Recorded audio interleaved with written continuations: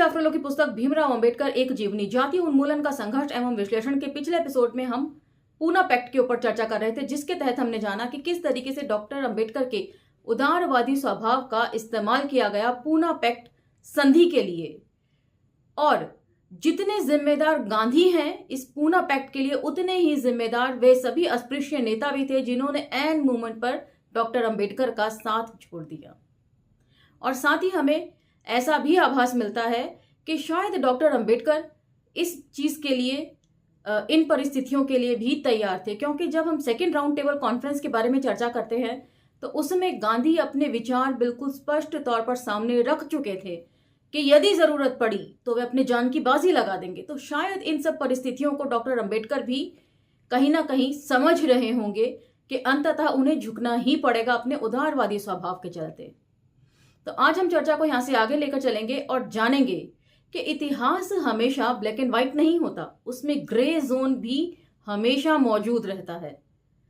और इसी grey zone की बदौलत जानेंगे कि वो ऐसे कौन से विचार थे पूना पैक्ट होने के बावजूद जिनसे अंबेडकर सहमत थे गांधी के विचारों से, और वो ऐसे कौन से विचार थे गांधी और अंबेडकर के मतभेद जिसको लेकर अंत तक बने ही रहे। तो चलिए मेरे साथ। जय भीम, मैं शालिनी और आप देख रहे हैं अंबेडकर नामा। गांधी जो आपस में झगड़ते समूहों और जातियों से खुद को ऊपर मानते थे, उन्होंने समझौते पर दस्तखत नहीं किए। इस पर एक तरफ तो मालवीय द्वारा आयोजित किए गए सम्मेलन के हिंदू नेताओं ने सवर्णों के प्रतिनिधियों के रूप में दस्तखत किए और दूसरी तरफ उसमें शामिल हुए दलित नेताओं ने हस्ताक्षर किए। तो गांधी ने हस्ताक्षर क्यों नहीं किए, इसकी कई सारी इंटरप्रिटेशंस हो सकती हैं। एक तो यहां पर दी हुई है कि वे सभी समूहों से अपने आप को ऊपर मानते थे। एक इंटरप्रिटेशन ये हो सकती है कि जितने भी रूढ़िवादी सवर्ण नेता थे, हिंदू रूढ़िवादी सवर्ण नेता, उन्हें शायद गांधी पर भरोसा नहीं होगा, क्योंकि गांधी ने 71 सीटों के बदले 148 सीटें आरक्षित करवा दी थी अस्पृश्यों के लिए, जो कि 71 से दुगने से भी कुछ ज्यादा ही था। तो हो सकता है कहीं ना कहीं रूढ़िवादी हिंदू सवर्ण नेताओं को ये डर रहा होगा कि कहीं समझौते में कुछ और ना दे दें अंबेडकर को गांधी। एक इंटरप्रिटेशन ये भी हो सकती है, और एक और इंटरप्रिटेशन ये भी हो सकती है कि मामला हिंदू धर्म का था। तो वर्ण के हिसाब से जो सबसे ऊंचे पायदान पर रहेगा वही फैसले करेगा सारे, दस्तखत उसी के होने चाहिए।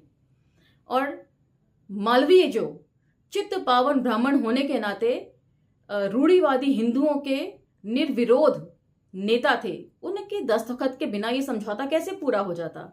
और इसी वर्ण व्यवस्था का हिस्सा होने के नाते बेशक गांधी को महात्मा की उपाधि क्यों ना मिल गई हो, वे अपनी वर्ण व्यवस्था में हैसियत जानते थे। कई सारी इंटरप्रिटेशंस इसकी हो सकती हैं। आपको कौन सी इंटरप्रिटेशन सही लग रही है, या इसके अलावा आपकी अपनी क्या इंटरप्रिटेशन है इस मामले को लेकर, वो हमें कमेंट सेक्शन में लिखकर जरूर बताएं। और वीडियो को अंत तक सुने ताकि किसी खास घटना या जिक्र से आप महरूम न रह जाएं। 26 दिसंबर 1932, तो यहां पर सितंबर होना चाहिए था, मिसप्रिंट होकर दिसंबर छपा है, क्योंकि गांधी ने जब वो अनशन पर बैठे थे उसकी तारीख थी 19 सितंबर 1932। तो ये इतने कई महीनों की तो अनशन वो चला नहीं था, इसीलिए यहां पर मिसप्रिंट है। 26 सितंबर 1932 को गांधी ने अपना अनशन तोड़ दिया। 3 दिन बाद उन्होंने GD बिरला द्वारा अखिल भारतीय अस्पृश्यता लीग की स्थापना को मंजूरी दे दी। GD बिरला इससे पहले भी गांधी के बहुत सारे कार्यक्रमों और अभियानों में खुले दिल से पैसा दे चुके थे। तो GD बिरला जो थे वो एक एंटरप्रेन्योर थे, बल्कि कहना चाहिए बिजनेस टाइकून थे अपने टाइम के। और खादी जो है वही बनाते थे जिसका प्रचार प्रसार बहुत जोर शोर से गांधी किया करते थे। डॉक्टर अंबेडकर ने भी काफी व्यंग्यात्मक शैली में इस बात को बोला था कि जितना प्रचार वे खादी का करते हैं उतना अस्पृश्यता निवारण के लिए नहीं करते। इस लीग के लिए भी उन्होंने 6 लाख रुपए का बजट तय किया था। Footnote 53। Indian annual register 1932 volume 2 Calcutta 1932 page 257 to 259।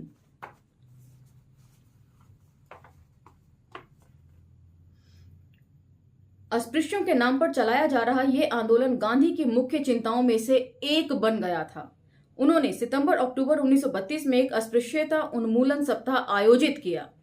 Footnote 54। Gandhi ने हरिजन शब्द 17वीं शताब्दी के गुजराती संत नरसिंह मेहता से लिया था।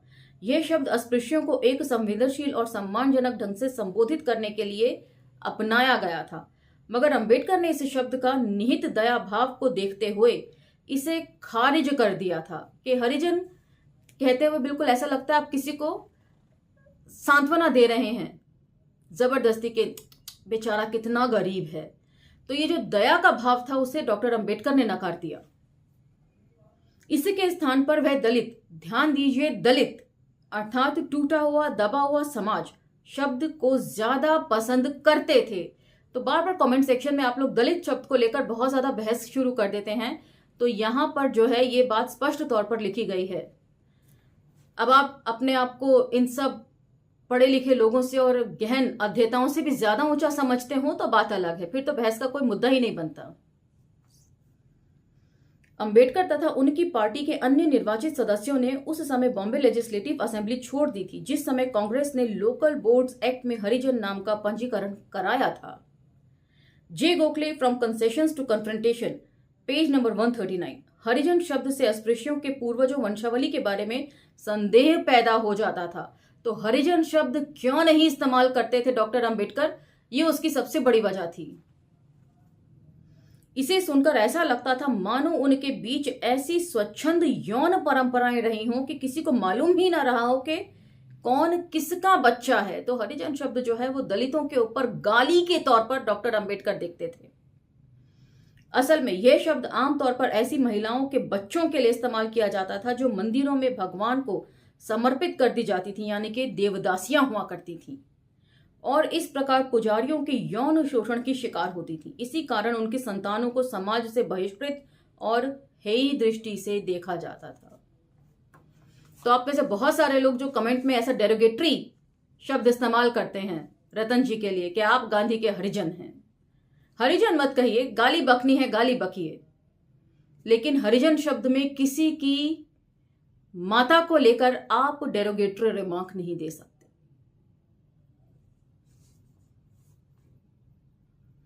फरवरी 1933 में हरिजन नामक एक नया अखबार निकालना शुरू किया और नवंबर 1933 से अगस्त 1934 तक अस्पृश्यों के हितों के लिए अभियान चलाते हुए यात्रा पर वे निकल पड़े। इसी यात्रा के दौरान गांधी को सनातन धर्म सभा और हिंदू महासभा की ओर से रूढ़िवादी हिंदुओं के सख्त विरोध का भी सामना करना पड़ा, जो अक्सर हिंसक रूप ले लेता था। तो इस यात्रा को तितर बितर करने के लिए हिंसा का भी सहारा लिया जाता था, और हमारे प्रधानमंत्री मोदी जी कहते हैं कि हिंदू हिंसक नहीं होते। इतिहास भरा पड़ा है ऐसी हिंसक घटनाओं से जो रूढ़िवादी हिंदुओं ने करी हैं।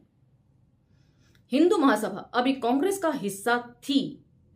तो आप लोग कई बार बोलते हैं कि आप क्यों बोलती हैं कि आज की कांग्रेस और उस टाइम की कांग्रेस जुदा थी। उसमें यही वजह है, उस समय सभी उग्र हिंदू जो पुरातन पंथी थे वो भी कांग्रेस का ही हिस्सा थे, और ये सारी घटनाएं जो थी वही अंजाम दिया करते थे। हिंदू महासभा की कार्यशैली किसी से छुपी हुई नहीं है। आरएसएस की क्या कार्यशैली है ये भी आप लोग जानते हैं। तो वो सभी इस चीज का हिस्सा थी इस समय तक भी। नागपुर में जहां से गांधी ने अपनी यात्रा शुरू की, डिप्टी कमिश्नर ने बताया कि रूढ़िवादी हिंदू मंदिर प्रवेश विधेयक, अस्पृश्यता की समाप्ति और गांधी के अभियान के खिलाफ बहुत जबरदस्त प्रचार कर रहे हैं। Footnote 55। B Ray edited Gandhi campaign against untouchability 1933 to 1934 an account for the Raj secret official reports, new Delhi, Gandhi peace foundation 1996, page 49 and 50। तो आगे आने वाले अगले 6 रेफरेंस भी सेम बुक से हैं, तो मैं सिर्फ पेज नंबर बोलती चलूंगी। दिल्ली में 3 सनातनियों ने गांधी की कार में काले झंडे फेंककर अच्छा खासा कोलाहल पैदा कर दिया था। Footnote 56, same book, page number 74। दक्षिण कनारा और बेलारी में बहुत सारे अवसरों पर लोगों ने काले झंडे दिखाए और गांधी वापस जाओ के नारे लगाए। यह गांधी के प्रति दुश्मनी का ऐसा भाव था जिसकी 2 या 3 साल पहले तक किसी ने कल्पना भी नहीं की थी, जब गांधी सबसे लोकप्रिय प्रतीक थे। Footnote 57, same book, page number 117। आरा अर्थात बिहार में उनकी कार को नहर के पुल पर रोकने के लिए सनातनियों के गुट में से कई लोग कार के सामने लेट गए थे। उन्होंने काले झंडे दिखाए थे। इसके बाद गांधी के अनुयायियों और सनातनियों के बीच खुलेआम मारपीट शुरू हो गई थी। अहिंसा के पुजारी लेकिन उनके चाहने वाले बेहद हिंसक।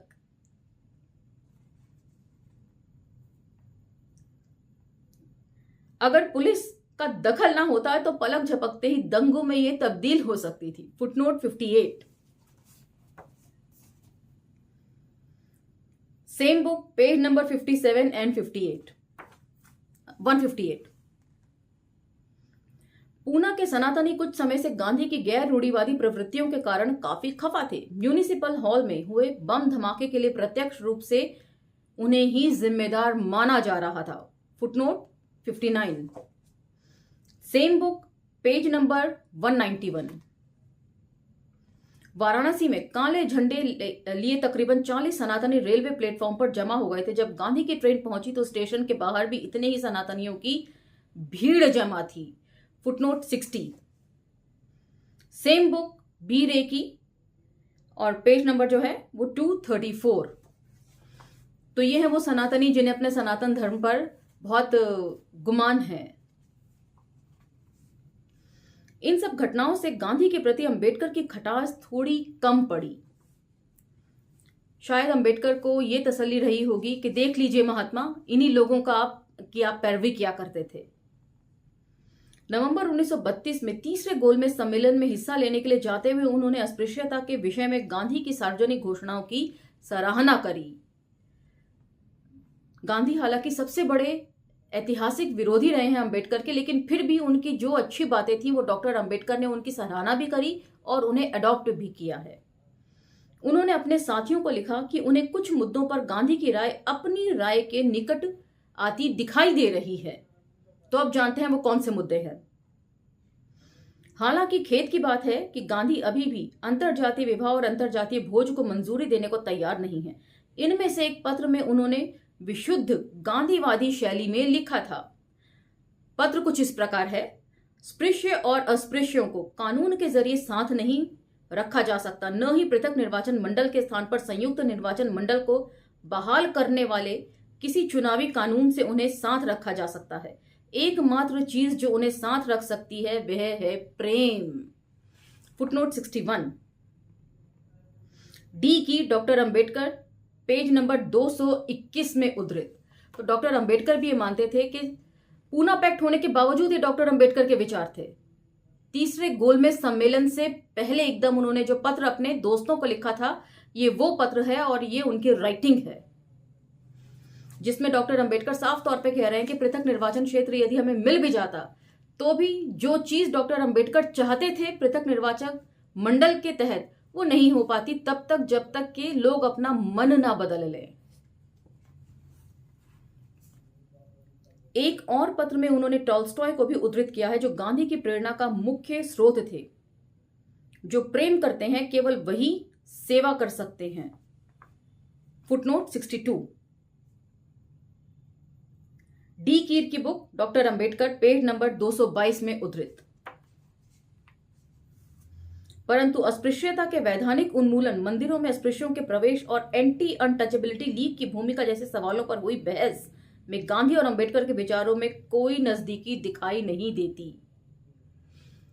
तो अनटचेबिलिटी को लेकर या जाति के उन्मूलन के विषय को लेकर डॉक्टर अंबेडकर और गांधी में हमेशा मतभेद रहे, जो ताउम्र चलते रहे। और कुछ ऐसे विचार अभी हमने पढ़े जिनकी सराहना डॉक्टर अंबेडकर ने भी की। अस्पृश्यता का वैधानिक उन्मूलन, नेक्स्ट टॉपिक। 1932 के आखिर में कई उच्च जातीय कांग्रेसियों ने अस्पृश्यता को खत्म करने के लिए कई असेंबलियों में एक विधायक पेश किया। रंगा अय्यर, राजा गया प्रसाद सिंह एवं बी.सी. मित्रा ने इस मसले को नई दिल्ली स्थित सेंट्रल असेंबली में उठाया, जबकि एस.के. बोले और सुब्बा रायन ने यह विधेयक बंबई की लेजिस्लेटिव काउंसिल में पेश किया।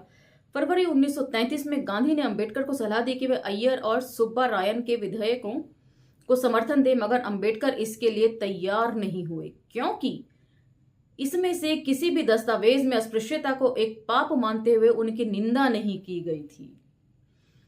तो डॉक्टर अंबेडकर के जो विचार थे वो एकदम क्लियर थे कुछ चीजों को लेकर। जिसे कहते हैं ना, मैं बार बार कहती हूँ, क्लैरिटी ऑफ थॉट्स बहुत ज्यादा थी उनके सोचने समझने के तरीकों में, कि अस्पृश्यता एक पाप है। जब तक लोग ये नहीं मान लेते तब तक उसके खिलाफ कोई कानून भी नहीं बन सकता।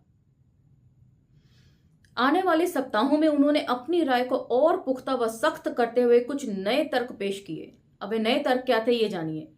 हरिजन में प्रकाशित एक लेख में उन्होंने महज अस्पृश्यता को खत्म कर देने की निरर्थकता पर प्रकाश डाला। तो हरिजन पत्रिका जो थी या हरिजन अखबार जो था वो गांधी निकाला करते थे, और जहां तक मेरी नॉलेज है साप्ताहिक अखबार हुआ करता था। उस वक्त भी असहमतियों के दौर के बीच में भी इतनी सहमति हुआ करती थी कि गांधी जो हैं वो अंबेडकर के विचारों को अपने हरिजन अखबार में जगह दिया करते थे। तो ये जो है ना, टॉलरेंस पार्ट दोनों में ही बहुत ज्यादा थी एक दूसरे को लेकर।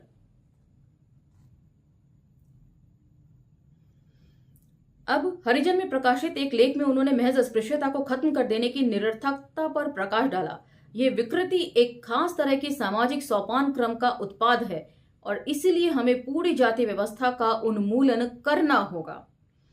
जब तक जातियां रहेंगी तब तक जाति बदर अर्थात अस्पृश्यता लोग भी रहेंगे। फुटनोट 63 डी कीर की बुक पेज नंबर 227 में उद्धृत। उन्होंने बंबई के लेजिस्लेटिव काउंसिल में भी ये कहते हुए इस तर्क को दोहराया कि चातुर्ण वर्ण व्यवस्था को पूरी तरह नष्ट करना होगा। इसके विपरीत गांधी ने कहा कि हिंदू धर्म की आधारशिला का प्रश्न है, एक ऐसी सभ्यता की आधारशिला का जिसके मूल स्वरूप में सौपानिक ऊंच नीच की उपेक्षा की गई थी। फुटनोट 64 डी कीर डॉक्टर अंबेडकर पेज नंबर 230 में उद्धृत। तो दोनों के विचार एकदम अलग हैं। जहां डॉक्टर अंबेडकर कहते हैं कि जो ऊंच नीच का क्रम है यही गलत है, किसी को एकदम देव तुल्य दर्जा दे देना और किसी को एकदम पैर की जूती की तरह समझना, जबकि गांधी कहते हैं कि यही तो इसका आधार है। आधार ही नष्ट हो जाएगा तो क्या व्यवस्था रहेगी। मंदिर प्रवेश की समस्या अगला टॉपिक है। इसी समय उभरी एक और बहस इस बारे में थी कि अस्पृश्यों को मंदिरों में पूजा का अधिकार दिया जाए या नहीं। अंबेडकर द्वारा नवंबर 1931 में नासिक के मंदिर को सबके लिए खुलवाने के लिए चलाए गए आंदोलन की रोशनी में त्रावणकोर मौजूदा केरल में अंबेडकर के एक सहायक केलप्पन ने कोची स्थित गुरुवायूर मंदिर में भी प्रवेश के लिए अपने स्तर पर एक आंदोलन छेड़ दिया था। पूना पैक्ट पर दस्तखत होने के बाद 21 सितंबर 1932 को वे अनशन पर बैठ गए थे। गांधी ने केलप्पन को किसी तरह समझाया कि वे ऐसा कठोर कदम न उठाएं। उन्होंने आश्वासन दिया कि अगर 1 जनवरी 1933 तक मंदिर के दरवाजे सभी के लिए नहीं खोले गए तो वे खुद अनशन पर बैठ जाएंगे। फुटनोट 65 डी की डॉक्टर अंबेडकर पेज नंबर 217 में उद्धृत। उन्होंने सुलह कराने के लिए एक सुझाव भी दिया कि मंदिर में एक तरफ सवर्ण हिंदुओं के लिए दरवाजा खोला जाए और दूसरी तरफ अस्पृश्यों के लिए दरवाजा बनाया जाए, ताकि सवर्णों को अस्पृश्यों की उपस्थिति से अपमान महसूस न हो। गांधी ये मानने को तैयार थे कि अस्पृश्यों द्वारा मंदिर में पूजा अर्चना के बाद उनकी सफाई कराई जाए, मतलब मंदिरों की सफाई करवाई जाए अस्पृश्यों के दर्शन कर लेने के बाद, जो अपने आप में काफी ह्यूमिलेटिंग बात है। मतलब तब भी गांधी अस्पृश्यों को इंसान होने का दर्जा देने को तैयार नहीं थे। मगर कट्टर रूढ़िवादी हिंदुओं के संदेहों को दूर करने के लिए ये सारी रियायतें भी काफी नहीं थी। गांधी को अपने अनशन का इरादा भी छोड़ना पड़ा ताकि वे इन रूढ़िवादी हिंदुओं पर नैतिक दबाव डालने के अपराधी न हो जाएं, क्योंकि वे नैतिक दबाव को भी हिंसा का कृत्य मानते थे। Footnote 66 O Mendelsohn and M Vicziany the untouchables, page 106। तो वे ब्राह्मणों को रुष्ट करने के का पाप नहीं कर सकते थे, लेकिन यही नैतिक दबाव उन्होंने डॉक्टर अंबेडकर पर डाला, क्योंकि डॉक्टर अंबेडकर अस्पृश्य थे और गांधी एक अस्पृश्य से हार नहीं मानना चाहते थे। तो बाकी आप लोग कमेंट सेक्शन में बताइएगा जरूर कि आपके अपने क्या विचार हैं इन सब चीजों को लेकर। अय्यर द्वारा पेश किए गए विधेयक में अस्पृश्यों के लिए मंदिरों के दरवाजे खोलने के लिए एक पैराग्राफ भी शामिल किया गया था, जिस पर कांग्रेस के हिंदू परंपरावादी खफा हो उठे थे। तो यहां पर एक बार फिर यह बात साबित होती है कि गांधी जो है वो ब्राह्मणशाही से कितना डरते थे। वर्ण व्यवस्था के वे पोषक थे और हर वक्त वे जानते थे कि महात्मा का दर्जा उनके पास होते हुए भी वर्ण व्यवस्था में उनकी क्या हैसियत है, ये वो कभी नहीं भूले, इससे पता चलता है। मालवीय ने विधेयक पर अपना विरोध व्यक्त करते हुए गांधी और अय्यर को फौरन एक तार भेजा। 24 मार्च 1933 को जो विधेयक जमा कराया गया उस पर कभी मतदान नहीं हुआ। फुटनोट 67 डी की डॉक्टर अंबेडकर, पेज 232। यह घटना खासतौर से दिलचस्प है क्योंकि यह बताती है कि गांधी के लिए ईश्वर तक समान पहुंच का प्रश्न कितना महत्वपूर्ण था। वे किसी भी तरह की समानता से बढ़कर आध्यात्मिक समानता पर जोर देते थे और डॉक्टर अंबेडकर ठीक इसके उल्टा बात करते थे। वे कहते थे हमें आध्यात्मिक समानता नहीं चाहिए, हमें सामाजिक समानता चाहिए। और ये आध्यात्मिक समानता बिल्कुल वही बात है जो पीर फकीर या संतों ने कही है और डॉक्टर अंबेडकर ने उन विचारों को भी नकारा है। उनका मानना था कि आध्यात्मिक समानता सुनिश्चित होती है तो बाकी हर प्रकार की समानता साकार की जा सकती है। 1933 में उन्होंने अंबेडकर को बताया, मैं मंदिर प्रवेश को एक आध्यात्मिक मसला मानता हूं जिसके मार्फत बाकी सारी चीजें सुफल हो जाएंगी। Footnote 68 appendix 1 face to face Ambedkar and Gandhi on temple entry legislation put forward by Ranga Iyer within bracket 2 bills February 1933 in M.L. Ranga edited B.R. Ambedkar, page 131 में उद्धृत। मगर वे इस मुद्दे पर किसी भी भांति अपने विचार थोपने की स्थिति में नहीं थे, क्योंकि मामला यहां धर्म का था, वर्ण व्यवस्था का था और ब्राह्मणों को रुष्ट करने का था। इसलिए गांधी जो है वो किसी भी सूरत में ब्राह्मणशाही के आगे झुक जाते हैं, लेकिन उन्हें ब्राह्मणों को रुष्ट करना नहीं था। तो यहां पर ये आज का एपिसोड हम विराम देते हैं, लेकिन आप लोग मंथन जारी रखिएगा। मैं जो पढ़कर सुनाती हूं आपको कितना समझ में आता है, कमेंट सेक्शन में जरूर मुझे मेंशन करके बताइएगा। और आपके विचार, जो सवाल मैंने पूछे हैं उसमें भी कमेंट सेक्शन में जरूर लिखिएगा। और कुतर्क मत कीजिएगा, क्योंकि या तो आप जाफरेलो जितने इतने सारे बुक्स के रेफरेंस पढ़ चुके हो तब तो आप तर्क करने की स्थिति में होते हैं। इसमें जो लिखा है उसकी काट प्रस्तुत करने के लिए कम से कम आपको इतनी किताबों से तो गुजरना ही चाहिए। इसी के साथ मुझे आज्ञा दीजिए, लेकिन अंबेडकर नामों को लाइक, शेयर, सब्सक्राइब करना ना भूलें और डिफरेंट प्लेटफॉर्म्स पर भी इन वीडियोस को मतलब फैलाना ना भूलें। इसी के साथ मिलते हैं अगले एपिसोड में। धन्यवाद।